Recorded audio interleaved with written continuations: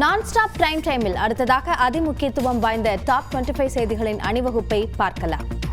நெரிசலில் சிக்கி ஒரே கிராமத்தைச் சேர்ந்த 5 பேர் உயிரிழந்தது, கணவனை இழந்து தவிக்கும் கர்ப்பிணி மனைவி உள்ளிட்ட செய்திகளை டாப் 5 தமிழ்நாடு பகுதியில் பார்க்கலாம்.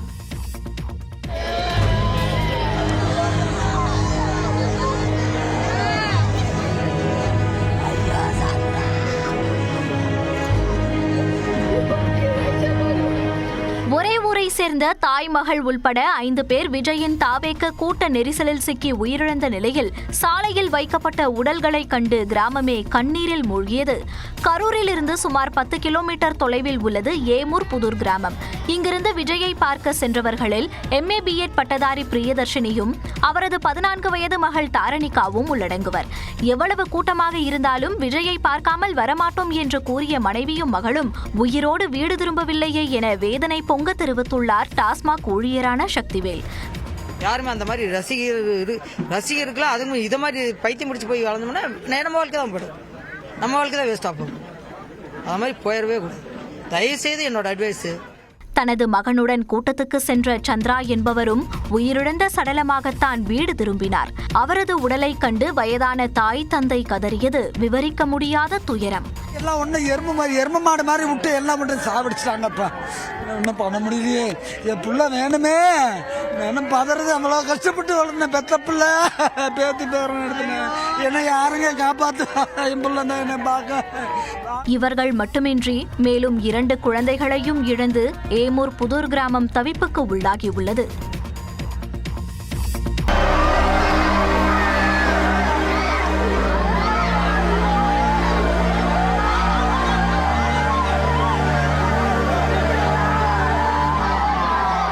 விஜய் கூட்டத்தில் பங்கேற்ற கணவர் உயிரிழந்த நிலையில் அவருடைய உடலை பார்த்து 9 மாத கர்ப்பிணி மனைவி கதறி அழுத காட்சியே இது.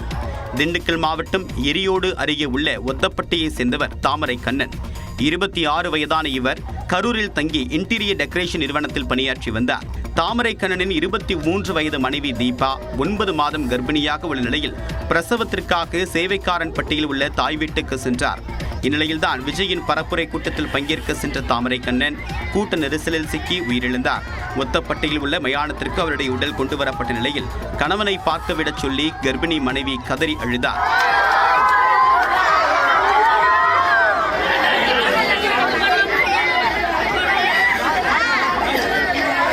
கதறி அழுததில் கர்ப்பிணி தீபா மயங்கி விழுந்தது காண்போரை பதற வைத்தது. சிறு வயதிலேயே பெற்றோரை இழந்துவிட்ட நிலையிலும் தனது கடும் உழைப்பால் சகோதரனுக்கு திருமணம் செய்துவிட்டு மனைவி குழந்தைகளுடன் வாழ்ந்து வந்த செல்போன் கடை உரிமையாளர் தாவேக கூட்ட நெரிசலில் சிக்கி உயிரிழந்தது பெரும் துயராக அமைந்துள்ளது. திருப்பூர் மாவட்டம் வெள்ளிக்கோவிலை அடுத்த சீதாம்பாளையத்தை சேர்ந்தவர் மணிகண்டன். சிறு வயதிலேயே தாய் தந்தை உயிரிழந்த நிலையில் தனது சகோதரனுடன் தாத்தா பாட்டியின் பராமரிப்பில் வளர்ந்தார். 9ஆம் வகுப்பு வரை மட்டும் படித்துவிட்டு சிறு சிறு வேலைகளுக்கு சென்று குடும்பத்தை கவனித்து வந்தார். கடந்த சில ஆண்டுகளாக செல்போன் கடை வைத்து நடத்தி வந்த மணிகண்டன் அதே பகுதியை சேர்ந்த நிவேதிதாவை காதலித்து திருமணம் செய்தார். இந்த தம்பதிக்கு 10 வயதில் ஹர்ஷபிரதா என்ற மகளும் 3 வயதில் துகிலன் என்ற மகனும் உள்ளனர். தீவிர விஜய் ரசிகரான மணிகண்டன் விஜயின் பரப்புரைக்கு சென்றபோது கூட்ட நெரிசலில் சிக்கி உயிரிழந்தார். அவங்க அண்ணன் தம்பி தான் பாடுபட்டு இந்த அளவுக்கு கொண்டாந்தாங்க. 2 பையனுக்கு கல்யாணம் பண்ணி வச்சாங்க. இவ கல்யாணம் பண்ணி அவர் பையனுக்கு கல்யாணம் பண்ணி ஒரு பையன் தம்பிக்கு, இந்த பொண்ணுக்கு ஒரு பையன் ஒரு பொண்ணுங்க, 2 பேரும் கல்யாணம் பண்ணி நல்ல சிரமத்துல வாழ்ந்துட்டு இருக்காங்க. அவளுக்கு ஒரு வேலை வாங்கி கொடுக்கணும். இனி ஆதரவு யாருமே இல்லை. கவர்மெண்ட் வேலை ஒண்ணு கண்டிப்பா வாங்கி கொடுக்கணும். குடும்பத்தின் தூணாக இருந்த மணிகண்டனின் இறப்பு அவரது குடும்பத்தினரை மட்டுமின்றி ஒட்டுமொத்த கிராமத்தையே சோகத்தில் ஆழ்த்தியுள்ளது. விஜயின் பிரச்சார கூட்டத்தில் கல்வீச்சு சம்பவங்கள் ஏதும் நடக்கவில்லை என சட்டம் ஒழுங்கு கூடுதல் DGP டேவிட்சன் தேவாசிர்வாதம் தெரிவித்துள்ளார். கரூர் மாவட்ட ஆட்சியர் அலுவலகத்தில் செய்தியாளர்களை சந்தித்த அவர் விஜய் பிரச்சாரத்துக்கு மொத்தம் 500 போலீசார் பாதுகாப்பு பணியில் ஈடுபடுத்தப்பட்டதாக தெரிவித்தார். இங்க 27ஆம் தேதி நடந்த நிகழ்வுக்கு அவங்க கொடுத்த பந்தோபஸ்து 500 காவலர் அதிகாரிகள், மாவட்ட காவல்துறை கண்காணிப்பாளர் மற்றும் 3 ADSPs, 4 DSPs, 17 inspectors, 58 sub inspectors. பிரச்சார கூட்டத்தில் கல்வீச்சு சம்பவம் ஏதும் நடக்கவில்லை என்றார். ஸ்டோன் பெல்டிங் இருந்துன்னு சொன்னாங்க. எங்களுடைய தகவல் படி இதுவரைக்கும் நாங்கள் விசாரிச்சு பார்த்தபடி அப்படி கல்லெறிஞ்சாங்கன்னு சொல்லி இந்த மாதிரி எந்த ஒரு செய்தி எங்கள்கிட்ட கிடையாது. ஆக்சுவலா கூட்ட நெரிசலால் காயமடைந்தோரை ஆம்புலன்ஸில் அழைத்து செல்ல முடியவில்லை என்றார். தலைவரை பார்க்க வேண்டிய ஒரு ஆர்வத்தில் இருந்த கிரௌட் நேச்சுரலாக 2 சைட்லையும் இருந்து மூவ் பண்ணும் பொழுது ஏதோ ஒரு இன்சிடென்ட் நடந்திருக்குது. அதை நம்ம கண்டிப்பாக விசாரித்து இன்வெஸ்டிகேஷன் என்ன நடந்ததோ அதை நம்ம கண்டுபிடிக்கணும். இப்போ நேற்று எங்களுக்கு இந்த ஆம்புலன்ஸில் காயப்பட்டவங்களை வெளியே எடுத்து வரும்போது கூட கூட்டு வர முடியல. காவல்துறை பாதுகாப்பு பலமாக இருந்தாலும் கூட்டம் நடத்துபவர்களின் ஒத்துழைப்பு அவசியம் என ADGP டேவிட்சன் தேவாசிர்வாதம் தெரிவித்தார். தமிழ்நாட்டின் அரசியல் களத்தை பரபரப்பாக்கிய செய்திகளை டாப் 5 அரசியல் செய்திகள் பகுதியில் பார்க்கலாம். மக்களை சந்திப்பது அரசியல் கட்சித் தலைவர்களின் உரிமை என தெரிவித்த துணை முதலமைச்சர் உதயநிதி ஸ்டாலின், அதே நேரம் தொண்டர்களை கட்டுப்படுத்துவதும் தலைவர்களின் பொறுப்பு என கூறியுள்ளார். கரூரில் தாவேக கூட்டத்தில் இறந்தவர்கள் உடலுக்கு அஞ்சலி செலுத்திய பின்னர் செய்தியாளர்களை சந்தித்த உதயநிதி ஸ்டாலின், துயர சம்பவம் குறித்து அரசியல் பேச விரும்பவில்லை என கூறினார். எதிர்க்கட்சித் தலைவர் அவர்களே அதே இடத்துல 2 நாட்களுக்கு முன்பு தன்னுடைய பிரச்சாரத்தை மேற்கொண்டிருக்கிறாங்க. டிஜிபி அவர்கள் நேற்று தெளிவாக எவ்வளோ கூட்டம் வந்தது, எவ்வளோ கூட்டம் வரும்னு சொல்லப்பட்டது, எவ்வளோ பாதுகாப்பு கொடுக்கப்பட்டிருக்கு, எவ்வளோ அதிகமான பாதுகாப்பு கொடுக்கப்பட்டிருக்கு, எவ்வளோ தாமதமாக ஒவ்வொரு கூட்டமும் நடத்தப்பட்டிருக்கு அப்படிங்கிற தெளிவாக விளக்க சொல்லியிருக்காங்க. இந்த இடத்துல நான் அரசியல் பேச விரும்பலை, யாரையும் அவர் சொன்ன தப்பு இவர் பண்ண தப்புன்னு சொல்ல விரும்பலை. அனைத்து அரசியல் கட்சித் தலைவர்களுக்கும் மக்களை சந்திக்கும் உரிமை இருப்பதாக உதயநிதி தெரிவித்தார். மக்களை சந்திக்கிறது, அவங்களுடைய கழகத்தினர், அவங்களுடைய இயக்கத்தை சேர்ந்தவங்களுக்கு சந்தித்து பேசுறது அவங்களுடைய உரிமை, அது ஜனநாயக கடமை, அதை யாராலும் தடுக்க முடியாது. இதற்கு மேலே கட்டுப்படுத்துவது அந்த பர்டிகுலர் அந்த இயக்கத்துடைய தலைவருடைய 2ஆம் கட்ட தலைவர்களுடைய அவங்களுடைய பொறுப்பு. இது விசாரணை ஆணையத்தின் அறிக்கையின் கீழ் நடவடிக்கை எடுக்கப்படும் என உதயநிதி ஸ்டாலின் தெரிவித்தார். தாவேக கூட்டத்திற்கு காவல்துறை உரிய பாதுகாப்பு வழங்கவில்லை என குற்றஞ்சாட்டியுள்ள எதிர்க்கட்சித் தலைவரும் அதிமுக பொதுச் செயலாளருமான எடப்பாடி பழனிசாமி, கூட்ட நெரிசல் குறித்து விரிவான விசாரணை நடத்த வேண்டும் எனவும் வலியுறுத்தியுள்ளார். கரூர் துயர சம்பவத்தை அடுத்து அங்கு விரைந்த எடப்பாடி பழனிசாமி கூட்ட நெரிசலில் சிக்கி உயிரிழந்தவர்களின் குடும்பத்தினருக்கு ஆறுதல் தெரிவித்தார். காயமடைந்தவர்களை சந்தித்து நலம் விசாரித்த பின்னர் பேசிய அவர், அரசு கடமையிலிருந்து தவறியதே உயிரிழப்புக்கு காரணம் என கூறினார். முதலமைச்சர் இருக்கின்ற பொழுது கூட்டமே இல்லாத இடத்துல கூட ஆயிரக்கணக்கான காவலர்களை நிறுத்தி பாதுகாப்பு கொடுக்குறாங்க. அதனால் குறை சொல்ல, இருந்தாலும் அவர்களுக்கு எப்படி பாதுகாப்பு கொடுக்கிறார்களோ அதை போல இன்றைக்கு நாட்டு மக்களுக்கும் பாதுகாப்பை வழங்குவது அரசுடைய கடமை, முதலமைச்சருடைய கடமை, காவல்துறை கடமை. அந்த கடமையில் இருந்து அவர்கள் தவறிவிட்டார்கள். கரூர் துயர சம்பவம் பல்வேறு சந்தேகங்களை கிளப்புவதாக இபிஎஸ் குற்றஞ்சாட்டினார். விஜய் அவர்கள் அந்த கூட்டத்தில் பேசிட்டு இருக்கும்போது இடையில் ஆம்புலன்ஸ் வருது. அப்போ அவருடைய ஒரு கொடி பேரை சொல்லி, இந்த கொடி கட்டிட்டு இவ்வளோ ஆம்புலன்ஸ் எதுக்கு வருதுன்னு கேட்குறேன். இது எல்லாம் மிகப்பெரிய சந்தேகத்தை இருக்கு. ஆக மயங்கி விழுதுன்னு அவருக்கு எப்படி ஆம்புலன்ஸுக்காரங்க தெரியும்? கூட்டம் நடத்துகிறாங்க, மேலே இருக்கிறாங்க, மேலே ஏறி பார்த்தீங்கன்னா எல்லாமே தெரியும். நானும் கூட்டத்தில் போய் 163 தொகுதிக்கு போயிட்டு வந்திருக்கிறேன். மேலேருந்து பார்த்தா எல்லாமே தெரியும். அப்படி முன்கூட்டியே பல ஆம்புலன்ஸு விரைந்து சைலண்டில் ஒளியில் வந்துக்கிட்டு இருக்கும்போது அவர் சொல்கிறார், எதுக்கு இந்த ஆம்புலன்ஸ் வருதுன்னு அவர் அந்த கூட்டத்திலேயே பேசுறது தொலைக்காட்சியில் பார்த்தேன். இதெல்லாம் ஒரு சந்தேகம் இருக்குது. ஒரு நபர் ஆணையம் விசாரணை நடத்தி நடவடிக்கை எடுக்க வேண்டும் எனவும் இபிஎஸ் தெரிவித்தார். கரூர் கூட்ட நெரிசலில் சிக்கி உயிரிழந்தவர்களின் குடும்பத்திற்கு 20 லட்சம் ரூபாய் நிவாரணம் வழங்கப்படும் என தாவேக தலைவர் விஜய் தெரிவித்துள்ளார். இது தொடர்பாக தனது அறிக்கையில் கற்பனைக்கும் எட்டாத வகையில் கரூரில் நிகழ்ந்ததை நினைத்து தனது இதயமும் மனதும் கனத்து போயிருப்பதாக தெரிவித்துள்ளார். உறவுகளை இழந்து தவிக்கும் பெருந்துயர் மிகு மனநிலையில் தன் மனம் படும் வேதனையை விவரிக்க வழி தெரியாமல் கண்களும் மனசும் கலங்கி தவிப்பதாக விஜய் கூறியுள்ளார். உயிருக்கும் இணையான உறவுகளை இழந்து தவிப்போருக்கு ஆழ்ந்த இரங்கலை தெரிவித்துக் கொள்வதாகவும், உயிரிழந்தவர்களின் குடும்பம் ஒவ்வொன்றுக்கும் தலா 20 லட்சம் ரூபாயும், காயமடைந்து சிகிச்சை பெற்று வருவோருக்கு தலா 2 லட்சம் ரூபாயும் வழங்கப்படும் என்றும் தெரிவித்துள்ளார். இதனிடையே கரூர் கூட்ட நெரிசல் உயிரிழப்பு சம்பவம் தொடர்பாக மூத்த நிர்வாகிகளுடன் தாவேக தலைவர் விஜய் ஆலோசனை நடத்தியதாகவும், அதைத் தொடர்ந்து சுற்றுப்பயணங்களை தற்காலிகமாக ரத்து செய்ய விஜய் திட்டமிட்டுள்ளதாகவும் தகவல் வெளியாகியுள்ளது. கரூர் சம்பவம் யாராலும் தாங்கிக் கொள்ள முடியாத நிகழ்வு என தமிழ்நாடு காங்கிரஸ் கமிட்டி தலைவர் செல்வ பெருந்தகை தெரிவித்துள்ளார். கரூரில் பாதிக்கப்பட்டவர்களை சந்தித்து ஆறுதல் கூறிய பின் செய்தியாளர்களை சந்தித்த செல்வ பெருந்தகை, அரசியல் கட்சிகள் அனைத்தும் சுய பரிசோதனை செய்து கொள்ள வேண்டும் என்றார். இனிவரும் காலங்களில் இது போன்ற நிகழ்வு நடக்காமல் பாதுகாப்பது எல்லோருக்கும் நல்லது என்று நான் நினைக்கிறேன். நம்முடைய அரசியலுக்கு பொதுமக்களை பலி கொடுத்து விடக்கூடாது. இந்த மரணத்தின் மீது அரசியல் செய்வதையும் தலைவர்கள் தவிர்த்து கொள்ள வேண்டும். அதேபோல் கரூர் துயரத்தை கண்டு இனியாவது பொறுப்புடன் விஜய் நடந்து கொள்ள வேண்டும் என அண்ணாமலை தெரிவித்தார். கரூர் கூட்ட நெரிசலில் சிக்கி பாதிக்கப்பட்டவர்களை சந்தித்து ஆறுதல் கூறிய அவர், வீக்கெண்ட் அரசியலில் இருந்து விஜய் வெளியே வர வேண்டும் என்றார். விஜய் அவர்களை பொறுத்தவரை இன்னைக்கு அவர் பெரும் வருத்தத்தில் இருப்பாரு. அதனால் எல்லோரும் சேர்ந்து அவரை யாரும் கார்னர் பண்ண வேண்டாம். இதிலிருந்து மீண்டு வரணும். தலைவன் இதை தாண்டி தான் வரணும். எல்லா மக்களுக்கும் ஆறுதலாக விஜய் நிற்க ஆரம்பித்திருக்கின்றார்கள், நிற்பார்கள், நம்பிக்கை இருக்கு.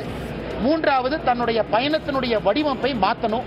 இந்த வீக்கெண்டு சனிக்கிழமை குழந்தைங்க வர்றதை அவாய்ட் பண்ணணும். கரூர் பாஜக சார்பில் இறந்தவர்கள் குடும்பத்துக்கு தலா 1 லட்சம் ரூபாய் கொடுக்க முடிவெடுக்கப்பட்டுள்ளதாக அண்ணாமலை தெரிவித்தார். கரூர் துயரம் எதிர்பாராமல் நடந்த விபத்து என்று நாம் தமிழர் கட்சியின் தலைமை ஒருங்கிணைப்பாளர் சீமான் தெரிவித்துள்ளார். கரூரில் கூட்ட நெரிசலில் சிக்கி உயிரிழந்தவர்களின் குடும்பத்தினரை சந்தித்து ஆறுதல் தெரிவித்த பின்னர் செய்தியாளர்களை சந்தித்த சீமான், ஒரு நபர் ஆணைய அறிக்கை வெறும் செய்தியாக வெளிவரும் என்று தெரிவித்தார்.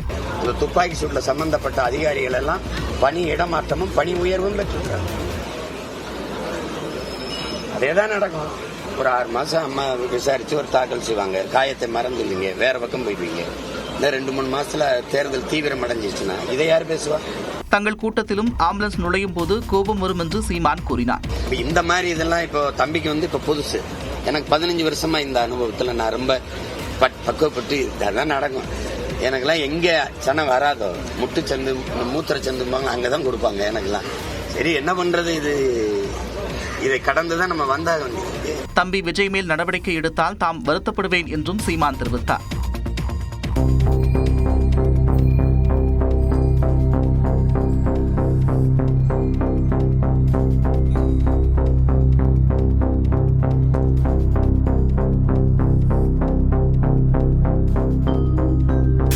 மத்திய பிரதேசத்தில் நவராத்திரி திருவிழாவிற்காக அமைக்கப்பட்ட ராட்சத ராட்டினம் சாய்ந்ததால் பரபரப்பான சூழல் உருவானது.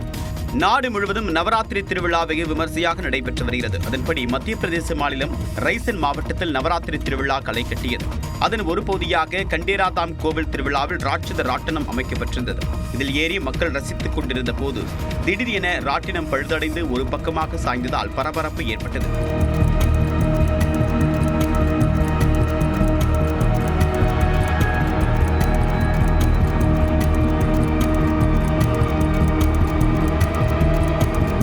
உடனடியாக அங்கிருந்த காவல்துறை மற்றும் பொதுமக்கள் இணைந்து ராட்சத ராட்டினத்தில் சிக்கியிருந்தவர்களை பாதுகாப்பாக மீட்டனர். இதில் யாருக்கும் எந்தவிதமான பாதிப்பும் ஏற்படவில்லை என்று காவல்துறை தரப்பில் தெரிவிக்கப்பட்டுள்ளது.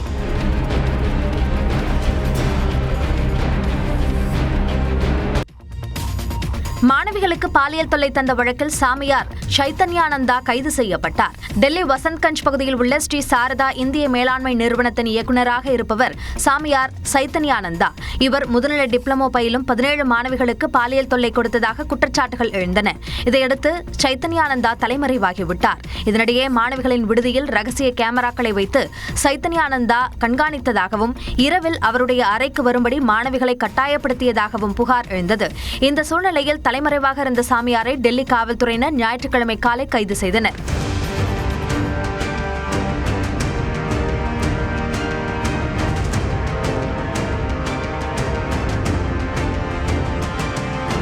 இதையடுத்து நீதிமன்றத்தில் ஆஜர்படுத்தப்பட்ட சைத்தன்யானந்தாவிடம் 5 நாட்கள் காவல்துறை விசாரணை நடத்துவதற்கு நீதிபதி அனுமதி அளித்தார்.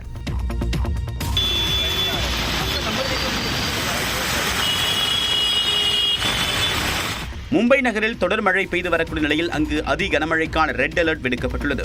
மும்பையில் தென்மேற்கு பருவமழை தீவிரமடைந்து மழை பெய்து வருகிறது. இதனால் பிரதான சாலைகள், குடியிருப்பு பகுதிகளுக்குள் நீர் புகுந்து பொதுமக்கள் கடுமையாக அவதிப்பட்டு வருகின்றனர்.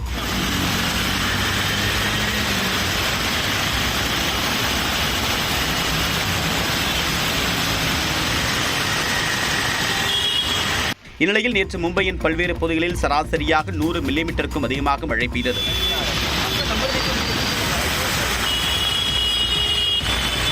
மும்பை மட்டுமின்றி அருகில் உள்ள தானே, பால்கார் மற்றும் ரத்னகிரி ஆகிய இடங்களில் மழை கொட்டியது. இதனால் மக்களின் இயல்பு வாழ்க்கை பெரிதும் பாதிக்கப்பட்டுள்ளது. பல்சுவை செய்திகளை பார்க்கலாம். கரூர் சம்பவம் குறித்து தான் பதிவிட்டதாக பரவக்கூடிய பதிவு போலியானது என்று நடிகை கயாடு லோகர் விளக்கம் அளித்துள்ளார். டிராகன் படத்தின் மூலமாக தமிழில் அறிமுகமாகி ரசிகர்கள் மத்தியில் கவனம் பெற்றவர் நடிகை கயாடு லோகர். தற்போது ஆகாஷ் பாஸ்கரன் இயக்கத்தில் உருவாகி வரக்கூடிய இதய முரளி படத்தில் நடித்து வருகிறார். இந்நிலையில் கரூர் கூட்டத்தில் தன்னுடைய நெருங்கிய நண்பரை இழந்து விட்டதாகவும் தாவேகாவின் சுயநல அரசியலால் இத்தனை உயிர்கள் பறிப்போனதாகவும் கயாடு லோகர் பதிவிட்டது போன்ற போலி பதிவு இணையத்தில் பரவியது. இது குறித்து தன்னுடைய எக்ஸ் பக்கத்தில் விளக்கமளித்திருக்கூடிய நடிகை கயாடு லோகர் தன்னுடைய பெயரில் பதிவுகளை பரப்பக்கூடிய ட்விட்டர் கணக்கு போலியானது என்று கூறியுள்ளார். அதில் பதிவிடப்படக்கூடிய கருத்துக்களுக்கும் தனக்கும் எந்தவிதமான தொடர்பும் இல்லை என்றும் கரூரில் தனக்கு நெருங்கிய நண்பர்கள் யாரும் இல்லை என்றும் தெரிவித்துள்ளார். எனினும் கரூரில் நடைபெற்ற சம்பவத்தை எண்ணி வேதனை அடைந்ததாகவும் உயிரிழந்தவர்களின் குடும்பத்தினருக்கு ஆழ்ந்த இரங்கலை தெரிவித்துக் கொள்வதாகவும் பதிவிட்டுள்ளார். ஆசிய கிரிக்கெட் கவுன்சில் தலைவரும் பாகிஸ்தான் கிரிக்கெட் வாரியத்தின் தலைவருமான மோஷின் நக்வி கைகளில் கோப்பையை வாங்க மாட்டோம் என இந்திய அணி புறக்கணித்தது. ஆசிய கோப்பை கிரிக்கெட் தொடரின் இறுதிப் போட்டி நிறைவடைந்த பிறகு வழக்கத்திற்கு மாறாக கோப்பை மற்றும் பரிசளிப்பு விழா தாமதமானது. ஒரு கட்டத்தில் கோப்பை வழங்க ஏற்பாடு செய்யப்பட்ட போது ஆசிய கிரிக்கெட் கவுன்சில் தலைவரும் பாகிஸ்தான் கிரிக்கெட் வாரியத்தின் தலைவருமான மோஷின் நக்வி கைகளில் கோப்பையை வாங்க மாட்டோம் என இந்தியா அறிவித்தது. எனவே அவருக்கு பதிலாக அமீரக கிரிக்கெட் வாரியத்தின் துணைத் தலைவர் கலித் அல் ஜரூனியிடமிருந்து கோப்பையை பெற ஏற்பாடு செய்யப்பட்டது. ஆனால் மோஷின் நக்வி ஒப்புக்கொள்ளவில்லை என தெரிகிறது. இதனையடுத்து கோப்பையை வாங்க மறுத்த இந்திய அணி கோப்பை மற்றும் மெடல் எதுவுமின்றி வெற்றி கொண்டாட்டத்தில் ஈடுபட்டனர். கடந்த 2024 T20 உலகக்கோப்பையின் போது ரோஹித் சர்மா கப்பை கைகளில் ஏந்தியபடி ஸ்லோவாக் சென்றார். அதே பாணியில் கோப்பையின்றி சூரியகுமார் யாதவ் ஸ்லோவாக் சென்று கொண்டாட்டத்தை வெளிப்படுத்தினார். இந்நிலையில் ஆசிய கோப்பை கிரிக்கெட் தொடரில் தான் வாங்கிய ஊதியத்தை இந்திய ராணுவத்திற்கும் பெஹல்காம் தாக்குதலில் பாதிக்கப்பட்டவர்களுக்கும் வழங்க இருப்பதாக சூரியகுமார் யாதவ் தெரிவித்தார். ஆசிய கோப்பை கிரிக்கெட் தொடரில் இந்திய அணி சாம்பியன் பட்டம் வென்றதை அடுத்து துபாயில் ரசிகர்கள் பட்டாசு வெடித்து கொண்டாடினர். இதேபோன்று ஜம்மு காஷ்மீர் பூஞ்சில் இந்திய ராணுவத்தினர் உள்ளூர் மக்களுடன் இணைந்து பட்டாசு வெடித்து இந்தியாவின் வெற்றியை கொண்டாடினர். மத்திய பிரதேச மாநிலம் இந்தூரில் கிரிக்கெட் ரசிகர்கள் மூவர்ண கொடியுடன் வீதிகளில் திரண்டு தங்கள் மகிழ்ச்சியை வெளிப்படுத்தினர். மகாராஷ்டிரா மாநிலம் நாக்பூரில் கிரிக்கெட் ரசிகர்கள் வெற்றி கொண்டாட்டத்தில் ஈடுபட்டனர்.